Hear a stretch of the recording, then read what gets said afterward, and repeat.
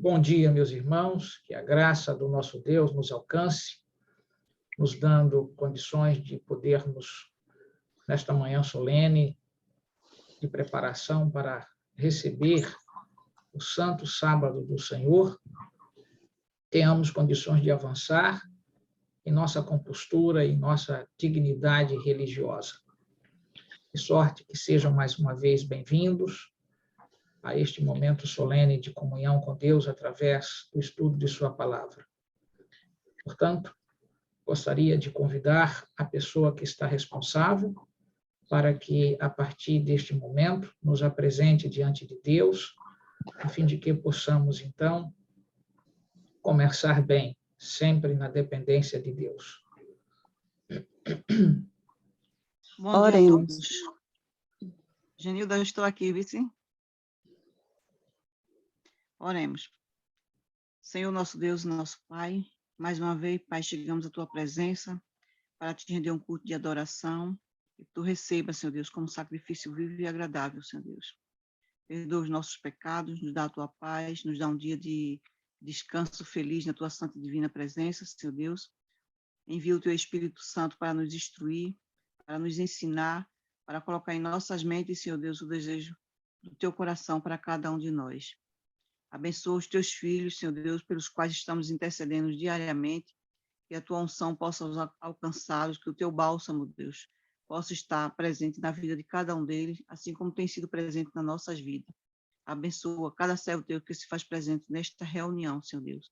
Que este dia possa ser guiado pelo Teu Espírito Santo, como sempre tem sido, e que a Tua vontade prevaleça em nossas vidas. Abençoa o Teu servo, pastor Cícero, para que ele continue nos ensinando, nos instruindo, sendo o nosso pastor, diante de Ti, Senhor Deus, para tirar as dúvidas que possamos ter acerca da Tua palavra, e que cada dia mais o Teu Espírito Santo seja o nosso mestre, o nosso professor. Amém. Fica conosco, nos dá um dia de paz e uma preparação maravilhosa, Senhor Deus, para recebermos o Teu santo sábado. Amém. É o que nós te pedimos, já te agradecemos, em nome de Jesus. Amém.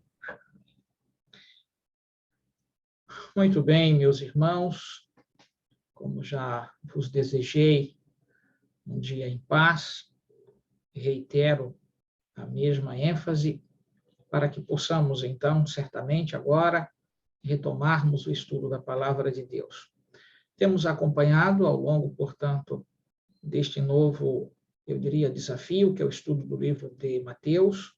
Nos centramos, durante um período bastante singular, sobre a forma como Jesus, portanto, chegou a essa terra, do ponto de vista da encarnação, e a partir daí começamos a fazer um paralelo em relação à escolha singular de João o Batista. Já tivemos 3 encontros particulares sobre esta singular personagem da Bíblia Sagrada, e hoje nós vamos, então, dar continuidade, não talvez mais reiterando a singularidade da personagem João Batista, mas exatamente da gente poder atentar para o que ele representa dentro do contexto profético, porque nós temos de fazer esta, sempre, eu diria, inteligência de vinculação. Primeiro, ver que o personagem é um personagem histórico, real, com a família, com o lugar de moradia, com as peculiaridades do modo de ser. Este é um ponto.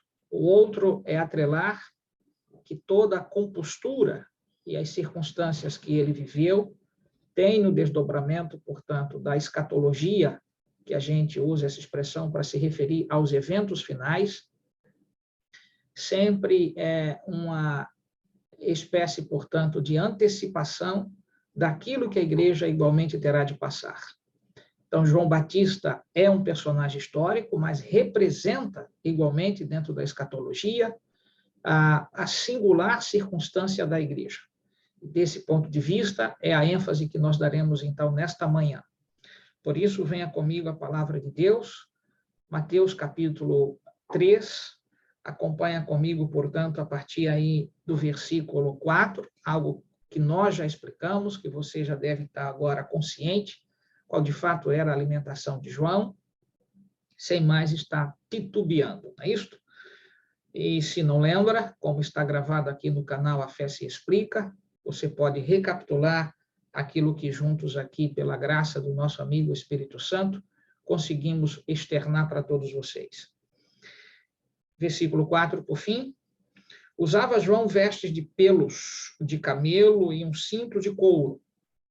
A sua alimentação eram gafanhotos e mel silvestre. Então, saía a ter com ele Jerusalém, toda a Judéia e toda a circunvizinhança do Jordão, e eram por ele batizados no Rio Jordão, confessando os seus pecados. Bem, é necessário que nós atentemos para esta, então, exposição que Mateus faz de quem se dirigia para onde? Quem? Jerusalém, Judéia e circunvizinhança do Jordão, se dirigiam, portanto, ao lugar onde João estava pregando, e ali, de imediato, aqueles que decidiram aceitar, portanto, o reconhecimento de pecados, não era um batismo realizado em nome de Jesus, isso precisa estar claro aqui, mas era um batismo que tinha, portanto, uma dimensão simbólica no que diz respeito ao reconhecimento de pecados daquelas pessoas, e aí, então, o ato tornava-se como que um ponto de partida de que a vida, a partir dali, não mais se submeteria aos pecados de outrora, nem na compostura alimentar, nem na compostura, portanto, de uma vida dissoluta, vivendo em glutonarias, em bebedices, em festanças, farras. Então, este momento da pregação de João foi preparatório para que estes, que, portanto, assim, mediante o batismo, pudessem estar prontos para ali se tornarem uma igreja a qual Cristo Jesus pudesse, portanto, instruir, isso fica evidente. E quando se fala de igreja, não está se falando, portanto, aqui de um monumento, de alguma construção civil, estamos falando de igreja tendo realmente a base singular, eclésia, para referir-se a pessoas, a seres humanos. E isto, portanto, é a eclésia do Senhor, né? E a gente tem de atentar para esta particularidade aqui. Eclésia é a expressão grega para referir-se à palavra traduzida em língua portuguesa como igreja, para que você, então, não se confunda aqui. Ao mesmo tempo, então, estes se dirigiam a João para ouvi-lo. E aí vem o detalhe, aonde João estava? Vamos aí para o versículo 6.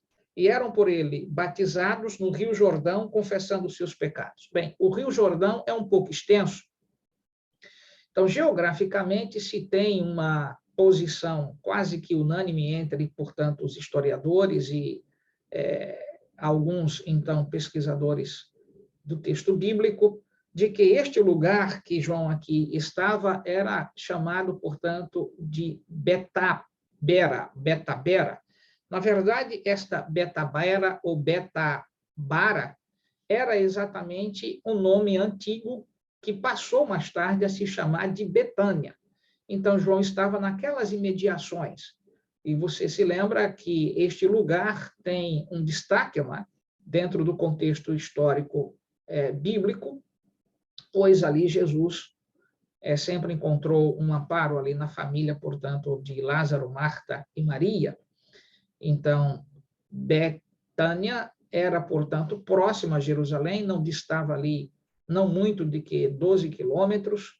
Então, João, segundo, portanto, todas as pesquisas que temos nos lançado, de homens sérios que estudam, portanto, o território desde os momentos, eu diria, da narrativa bíblica, muitos destes deixaram documentos muito sérios, você, então, pode identificar aproximadamente qual era o lugar que João Batista realizava as cenas, de acordo com as informações, então, geográficas do texto bíblico.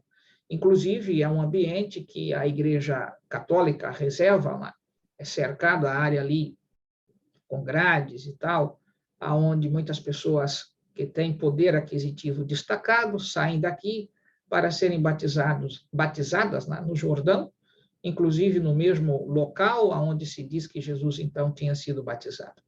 Bem, isso se torna, portanto, às vezes, uma espécie de ícone, de impacto para a vida destas pessoas, mas temos de entender que o que de fato transforma a vida de todos nós não é um batismo realizado no ambiente onde Jesus foi batizado, mas a comunhão e a aceitação dele como Salvador. Isto é que, de fato, transforma vidas. Então, este ponto aqui, apenas como referência para você. Agora, venha para os versículos seguintes, que aqui tem uma série de situações para que nós possamos atentar. Primeiro, o verso 6 diz que ele batizava no Jordão e os seus, então, batizandos, né, eram expositores dos seus próprios pecados, tornando mais simples. As pessoas que iam ser batizadas, elas confessavam os seus pecados. Em outras palavras, nós temos, então, aqui um princípio que norteia a cena do batismo. Qual que é? Reconhecimento de pecados, para que possamos, portanto, então, alcançar uma vida distinta, necessariamente, a reconhecer os pecados. E aí vem um detalhe. Como Jesus não estava ainda no seu ministério público, vem a pergunta que é necessária. A quem eles confessavam pecados? Nós vamos ver mais tarde, né, na carta de João, o evangelista, que então, é claro, 1 João, quando faz referência de que os pecados, quando confessados, são perdoados, a ele, a Cristo Jesus. Mas Cristo não estava, seu ministério ainda não havia começado. Então, João está começando uma cena aqui bastante singular. Então, confessar pecados a quem? Então, a gente tem de atentar que esta expressão, confessar pecados, para o contexto histórico, profético, que João aqui se mantém, devemos atentar que esses pecados estão se confessados a Deus o Pai, o Todo-Poderoso. E, ao mesmo tempo, a confissão ali também era exemplificada na própria cena, então, do rito do batismo, tornando mais simples. O batismo demonstrava que esta pessoa reconhecia os seus pecados, razão pela qual estava buscando este singular momento para, a partir dali, ter uma novidade de vida. Então, alguém que vai para a cena do batismo sem reconhecer de fato o que fizera de errado e retomar uma vida, e ali reitera-se do zero, mas começando de fato tudo novo, a partir desta cena, esta pessoa, portanto, estará em uma vida de hipocrisia, que é o que acontece com muitos que vão àquele lugar. Nem todos os que, então, estiveram naquele lugar, ouvindo João, e que eu diria singularmente, também se batizaram, não tiveram essa compostura de uma vida transformada. E como sabemos disto? No sermão que João faz aqui, no capítulo 3, que nós vamos atentar a partir de então. E textos do Espírito de Profecia que ampliam, portanto, esta percepção do que aqui estou vos apresentando. Logo, venhamos para o versículo 7, para que você compreenda. Vendo ele, porém, que muitos fariseus, observa agora, João já começa, portanto, aqui a cena de um sermão, eu diria, que repreenda a compostura daqueles que estavam indo ao local para ouvi-lo pregar, e inclusive foram batizados, contudo não tiveram uma compostura de dignidade. E aí João, na sua forma distinta de pregar, dentro do contexto histórico de época, que a igreja, entenda, Israel precisava de uma mensagem distintiva e solene, João, então, aqui expõe de maneira direta a compostura dessa liderança dos seus dias. Liderança de quais? Né? Aqui se refere a liderança que advira, portanto, do Sinédrio, que ali estava representada na pessoa de alguns saduceus, fariseus, que tinham, portanto, esse tipo de atitude que aqui João torna público. Observe, vendo quem? João Batista, lá. Porém, que muitos fariseus e saduceus vieram ao batismo, observe, vieram ao batismo, então foram batizados, disse-lhes, raça de víboras, quem vos induziu a fugir da ira vindoura? Eu levei alguns anos preocupado exatamente com essa forma de pregação de João, e vim estudando igualmente para encontrar, não só na teologia, porque a teologia às vezes tem argumentos bastante sérios do ponto de vista da racionalidade, mas a teologia não é a última ratio, né? não é a última resposta, a última razão. Nós temos de atentar que a gente tem de se submeter a uma revelação específica, direta, singular, e aí, estudando o espírito de profecia, encontro exatamente algo que eu quero compartilhar para você nesta manhã. Mas antes, porém, observe que o sermão de João é dirigido a este grupo. Qual era? Formado por quem? Saduceus e fariseus, que vieram aonde? Ao batismo. Então, eles não foram para, na verdade, expectarem sobre o que estava acontecendo, e nem interferirem. Eles foram lá, na verdade, e foram batizados. O detalhe é que João, guiado pela graça singular do nosso amigo Espírito Santo, apercebe-se de que aqueles, então, que lá estão, não tinham compostura de realmente pessoas que teriam comprometimento com a verdade. E aí João os reprova. E esta reprovação, ela está aqui com todas as letras. Veja o versículo 8, produzir, a quem João está se referindo, João Batista, ao grupo, saduceus e fariseus. Então, esse sermão não é a todos, é para esse grupo particular. Produzir, pois, frutos dignos de arrependimento, e não comeceis a dizer entre vós mesmos, temos por pai a Abraão, porque eu vos afirmo que que destas pedras Deus pode suscitar filhos a Abraão. A questão aqui que a gente precisa se debruçar é esta outra. Né? Como João se apercebera de que eles estavam, portanto, fazendo essa discussão de que tinham por pai a Abraão? E o que isso significa dentro do contexto que João ali se encontra realizando cenas de batismo a partir do momento que as pessoas reconheciam os seus pecados? Bem, João era um exímio estudante das profecias, tanto aquelas que demonstravam, portanto, a vinda do Messias. Nós temos evidência de que ele usou o texto, portanto, de Jeremias, de Isaías, de que ele, então, estudou profundamente o capítulo 53 do texto de Isaías, entendia exatamente que o cordeiro ali prometido era Cristo Jesus. Então, desta partida de informação, nós temos literalmente ele citando textos do profeta Isaías sobre, então, algo que ele entendeu que era a própria profecia se cumprindo na sua vida. Mas aqui, ao fazer referência melhor a esta situação, no versículo 10, onde diz, já está posto o machado à raiz das árvores. Toda árvore, pois, que não produz bom fruto é cortada e lançada ao fogo.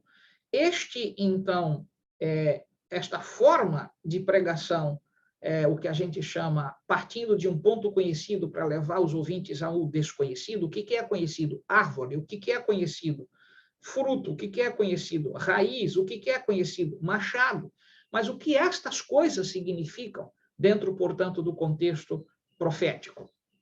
Então, João dá um sentido para o texto de Jeremias, que os judeus compreenderam, portanto, muito mal a promessa que tinha sido feita pelo profeta Jeremias, no capítulo, portanto, 31, que eu quero, então, chamar você para entender esta mensagem singular que João faz, dirigida aos saduceus e aos fariseus. Venham comigo, portanto, ao capítulo 31 do livro de Jeremias e acompanha comigo especificamente dos versículos, então, 33 ao 37. Reitero, Jeremias, capítulo 31, versículos 33 ao 37.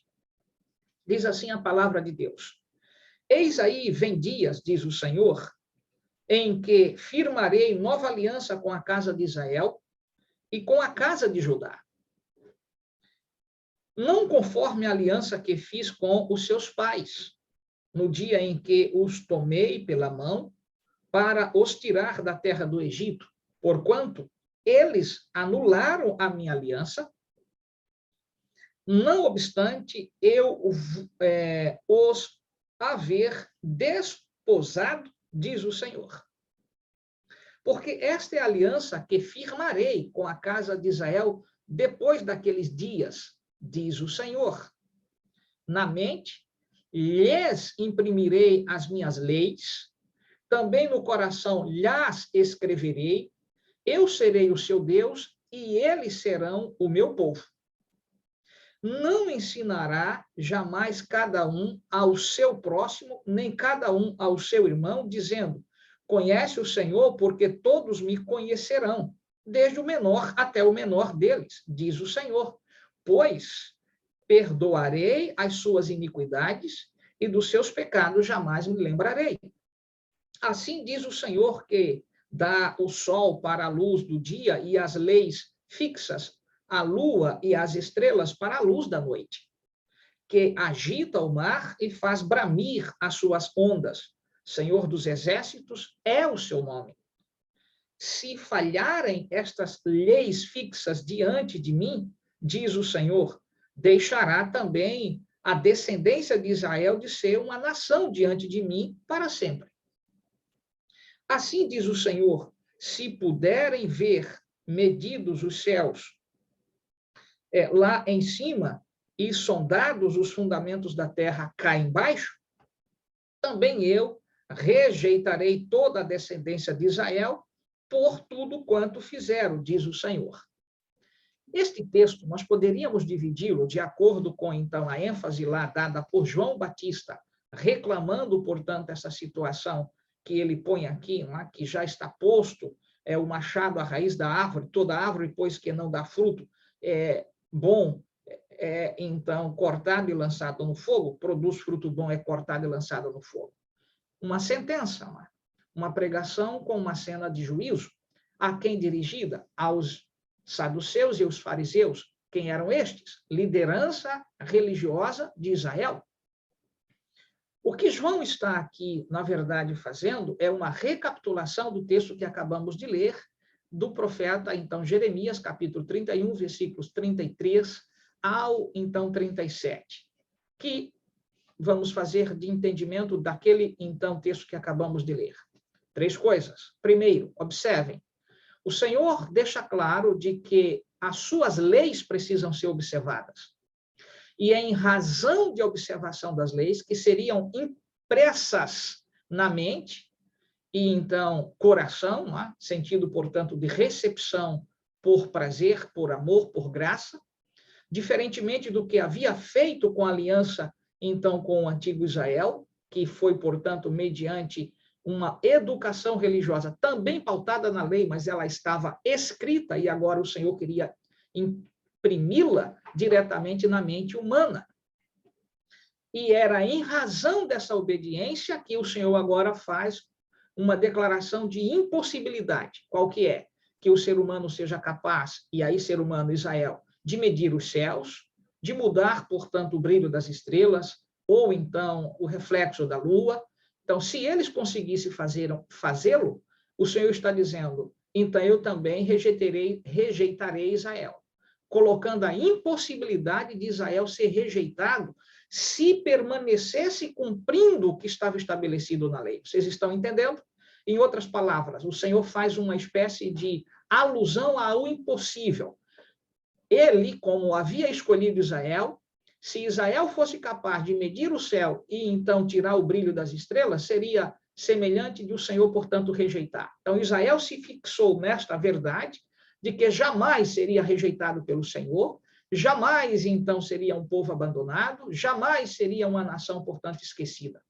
Só que esqueceram, por fim, de fazer a leitura anterior, que a bênção de Israel continuar sendo o povo escolhido dependia da manutenção de terem aceito a lei do Senhor.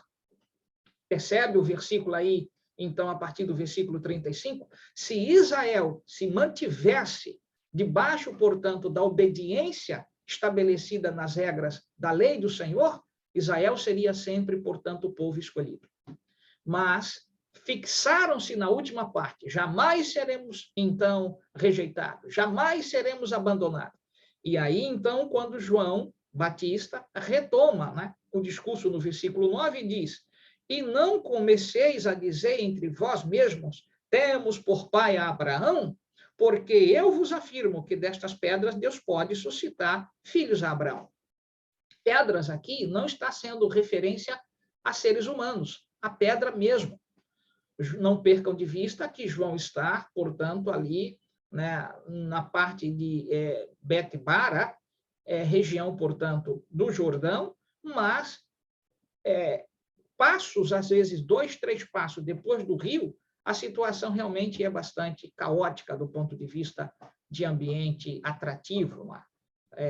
Ou seja, realmente João se dirige às pedras no seu sermão, para dizer de outra maneira o seguinte: aquilo que eles estão achando de ser impossível acontecer com eles, com os saduceus e os fariseus, que tinham a intenção e foram batizados com o objetivo espúrio, que eu quero te apresentar em textos de Ellen White nesses últimos 5 minutos. Espúrio. Qual que era?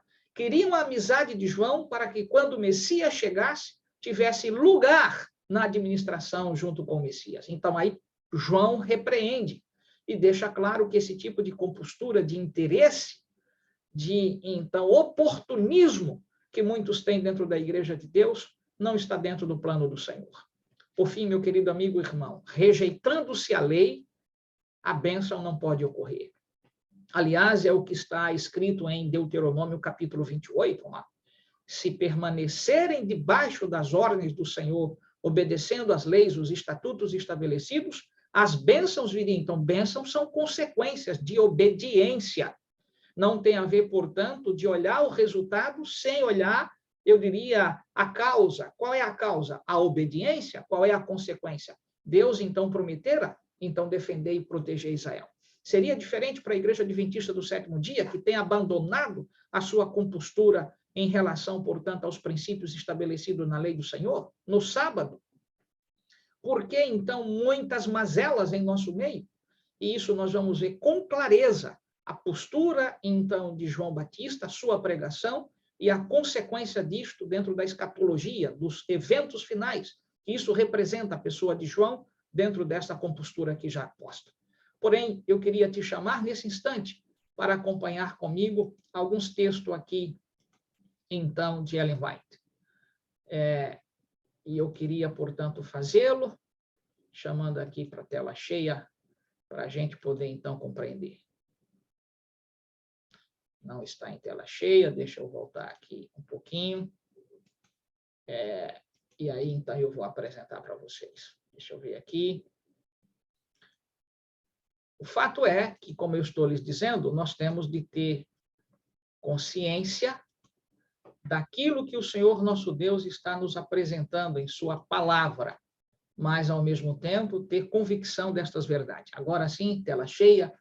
Observe agora comigo, nesta página do livro Desejado de Todas as Nações, página 101, o que Ellen White, então, descreve sobre esse contexto histórico de João e o que representa dentro do aspecto, portanto, da Igreja Adventista para o tempo do fim. Observe.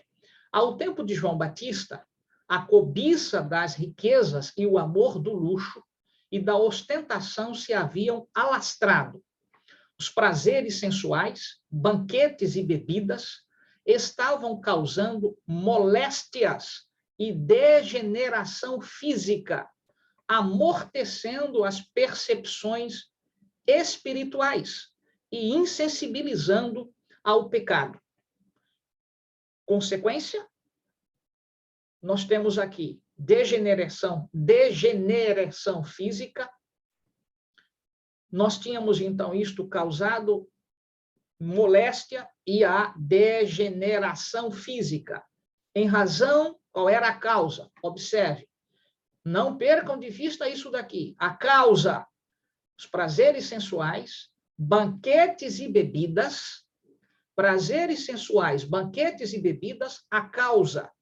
Consequência, o resultado, moléstias e degeneração física. Não percam de vista isto. E João, portanto, chega neste contexto que Israel está passando.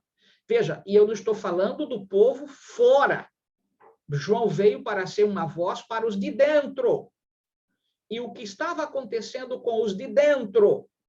Moléstia e degeneração física, em razão da prática de vida. Observe, prazeres sensuais, bebidas e banquetes. que estavam ocorrendo frequentemente no meio do povo de Deus. Então, João vem dentro de um contexto que o povo está assim. Amigos, isso é muito forte. E amanhã tornar-se-á ainda mais na exposição que farei do tema, então, sacudidura, né? A última crise da Terra. E agora vejam o que Ellen White põe a pessoa de João. João devia assumir a posição de reformador por sua vida abstinente e simplicidade de vestuário. Sua vida abstinente significaria, não percam de vista o que foi a orientação do anjo Gabriel para Zacarias. O menino será cheio do Espírito Santo desde o ventre materno, e ele não tocará nem em vinho, nem em bebida fortes. E a alimentação de João se tornou algo bastante distinta. Não percam de vista isto. A alimentação de João se tornou algo bastante distinta. E vejam, era vegetariano, bebendo a água pura das montanhas e comia exatamente mel silvestre. Uma alimentação, portanto, bastante rica em carboidratos, diriam, portanto, os especialistas do século XXI, mas tinha fibra, tinha lipídio, tinha, portanto, o que poderíamos chamar de energético, que era a questão, portanto, do mel. E como ele foi educado pelos pais, João se tornou, portanto, um vencedor do apetite. Por quê? Porque Israel estava envolto nessa situação. Banquetes, vamos retornar, prazeres sensuais, banquetes e bebidas. Algo talvez não muito distante de como está a compostura de muitos adventistas. E aí vem o detalhe, terminando a leitura apenas desta lâmina, deste slide, ou como dizia um amigo meu bastante, eu diria lá, das antigas, inclusive o doutor Pedro Apolinário, né? Diapositivo, ele usava para essas lâminas. Por sua vida abstinente e simplicidade de vestuário, devia construir uma repreensão para a sua época. Não construir, né? Constituir uma repreensão para a sua época. Daí, as instruções dadas aos pais de João, uma lição de temperança dada por um anjo do trono. E observa isso daqui, isso é muito solene, não é? Um anjo do trono do céu. Gabriel veio e disse, assim deveria, então, João viver. E aí vem um detalhe adventista do sétimo dia. Como estamos vivendo? Nessas cenas finais de história de terra. Sabendo que o povo de Deus está sendo atingido por moléstias, advindas do quê? De uma compostura, de uma vida de alimentação que não respeita as leis que Deus estabeleceu. Israel, para poder viver e viver sobre a graça e a defesa, tinha de se manter, como disse Jeremias, cumprindo a lei. E nós, adventistas do sétimo dia, como temos estado? Amigos, que Deus nos dê da sua graça e de sua misericórdia, para entendermos que estamos vivendo o final da história dessa terra. E ele chamou um povo para ser distinto no vestuário, distinto na alimentação, distinto na pregação. João Batista é um tipo daquilo que a igreja, portanto, deve ser. A igreja deve viver à base de uma vida totalmente distinta. Para enfrentar as cenas que estão por vir, são poucos os que de fato poderão resistir, porque estão mais presos ao apetite, aos banquetes e à vida sexual desregrada, porque leem, veem, escutam e praticam coisas que o Espírito de Deus não pode, com as suas mãos, tornar, portanto, o lar abençoado. E estão brincando com aquilo que o mundo ofereceu, seguindo, portanto, séries de filmes desgraçados, novelas com princípios que nada têm a ver com a palavra do Senhor, com posturas dentro de uma casa que nada tem a ver com a vida de fato de comunhão com Deus. E para esta época, o Senhor chamou a igreja para ser uma porta-voz, para anunciar primeiro para ela que a situação precisa ser feita baseado numa reforma que o Espírito de Deus deve fazer. E não há reforma sem uma vida de comunhão. Reformar do ponto de vista apenas exterior, isto é farisaísmo.